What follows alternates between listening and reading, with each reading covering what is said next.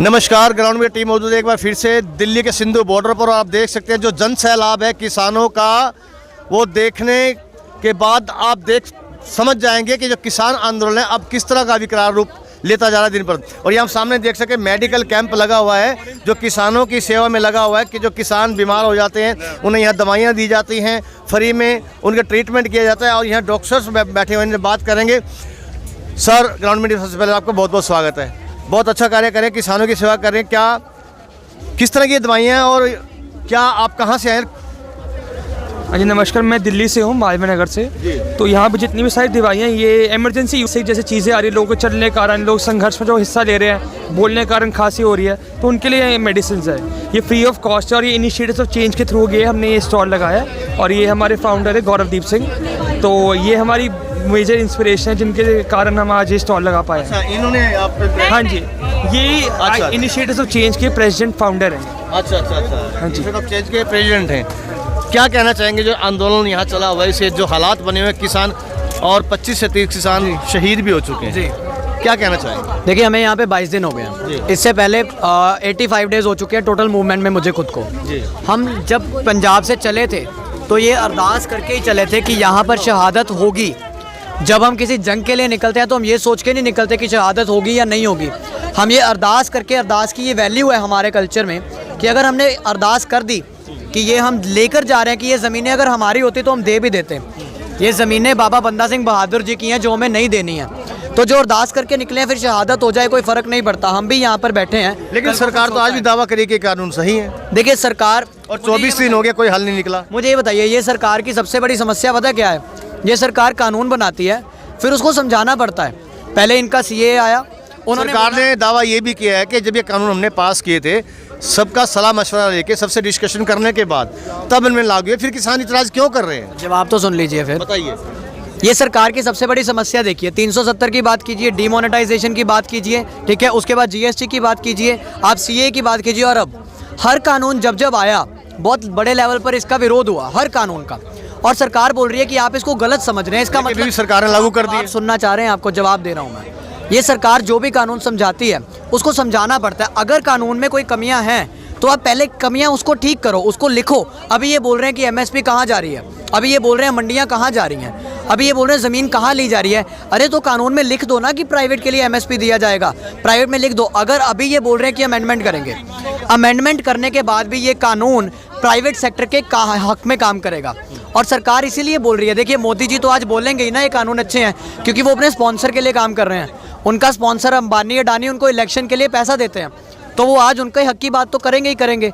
और ये बात करते हैं कि अगर कल को किसान को पैसा नहीं मिलता तो किसान कोर्ट में चला जाए या एसडीएम के पास चला जाए। अरे एसडीएम की क्या औकात है कि वो रिलायंस जैसे कॉरपोरेट के साथ पंगा ले पाएगा? किसी भी एसडीएम की, डीसी की इतनी वैल्यू नहीं है कि वो देश के कॉरपोरेट के साथ पंगा ले पाए। तो किसान को कहाँ न्याय मिलेगा? तो हम जो यहाँ पर बैठे हैं, ये सिर्फ ये दवाइयों का कैंप लगा कर नहीं बैठे हैं। ये हमारा एक मकसद है दिखाने के लिए कि पंजाब का नौजवान, पूरे देश का नौजवान, शहरी नौजवान, अर्बन नौजवान हमारे पंजाब की इस जंग में, हमारे देश की इस जंग में साथ में खड़ा है और मरते दम तक साथ में ही रहेगा। मरते दम तक साथ रहेगा। और इनका साफ तौर पर कहना है कि जो कृषि बिल है वो बिना किसी सलाह के पास करके, ऐसा क्या हुआ कि सरकार को समझाना पड़ा। बहुत अच्छी सेवा कर रहे हैं, हम भी आपको दिल से सलाम करते हैं सेवा के लिए, जो किसानों की सेवा कर रहे हैं, क्योंकि देश का अन्नदाता है। यहाँ पे हर एक किसान आत्मनिर्भर है। बिल्कुल बिल्कुल। सत श्री अकाल बहन, जब देश के अन्नदाता की सेवा करने का इस तरह का मौका मिलता है, कैसा महसूस करते हैं? बहुत अच्छा जी, बहुत अच्छा। जीवन में ये पहली बार मौका मिला मुझे, बहुत ही फॉर्चुनेट महसूस कर रही हूँ कि कम से कम जो मेरी एजुकेशन थी वो कहीं काम आ सकी। बहुत बहुत बहुत। लेकिन साथ में दुख भी है कि चाहती नहीं थी कि ऐसे खड़ा होना पड़े। 20-22 दिन मेरे किसान, मेरा अन्नदाता यहाँ खड़ा हो, दैट इज़ रियली अनफॉर्चुनेट। और हम सब इसके साथ आइडेंटिफाई कर रहे हैं, हम सब समझ रहे हैं, लेकिन आई डोंट नो ये किस तरह की सरकार है, किस तरह का राजा है। इतना इमोशनल क्यों हो रहे हैं आप? क्यों? दिल से जुड़ी हुई, प्रेम है मुझे अपने अन्नदाता से, अपने अन्नदाता से, अपने देशवासियों से। ये नहीं कि सिर्फ ये पंजाब से बिलोंग करती हूँ या पंजाब की रूट। आज पूरा देश इस बॉर्डर पे है, पूरा देश का वर्ग, कमेरा, दुकानदार सब इस आंदोलन में शामिल होते हैं। यहाँ तक कि सुप्रीम कोर्ट में कह दिया है कि सरकार को जल्द इसका कुछ ना कुछ हल निकालना चाहिए। जी, तो क्यों हो रहा है कि आप ये जी देखिए, इस पे कहने की बात क्या रह जाती है? चिल्ला चिल्ला के ये पूरा माहौल कह रहा है कि सरकार को समझ नहीं आ रही इस बात की। सरकार को समझ नहीं आ रही। समझ में आ रही होती तो 24 दिन ना होते। चलिए, हम एक परिवार में रहते हैं।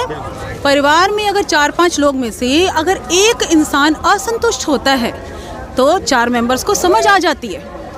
तो ये तो हमारे देश के प्रधानमंत्री हैं। बिल्कुल। क्यों आंखें मूंद के बैठे हैं? हैरान हूँ मैं इस बात पे। चलिए, ये देश के अन्नदाता की सेवा करके इतना ही बता दीजिए साहब। कैसा लगेगा? सेवा करके तो अच्छा ही लगता है।